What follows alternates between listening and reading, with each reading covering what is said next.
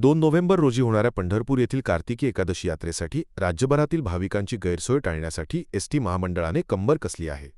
ST महामंडळ या यात्रेसाठी तब्बल 1150 जादा बस सोडणार आहे.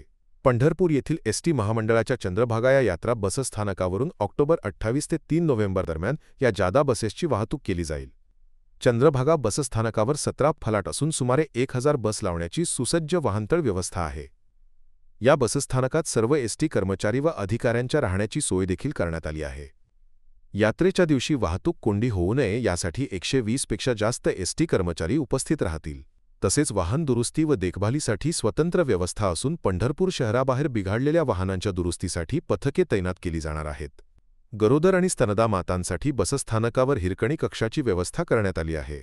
परिवहन मंत्री प्रताप सरनाईक यांनी भाविकांच्या सोयीसाठी विशेष आवाहन केले आहे.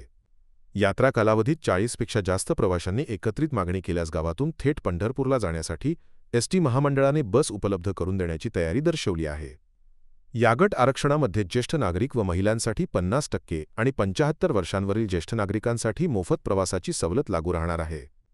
प्रवासाची गैरसोय टाळण्यासाठी भाविक प्रवाशांनी आपल्या गावातून गट आरक्षण करावे असे आवाहन सरनाईक यांनी केले आहे.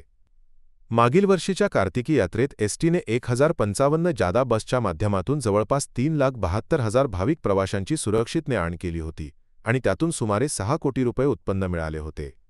यावर्षी देखील लाखो भाविकांची सुरक्षित ने-आण करण्यासाठी एसटीचे हजारो कर्मचारी रात्रंदिवस सेवेत तत्पर असतील अशी ग्वाही मंत्री सरनाईक यांनी दिली. त्यासाठी आम्ही तयारी करतोय.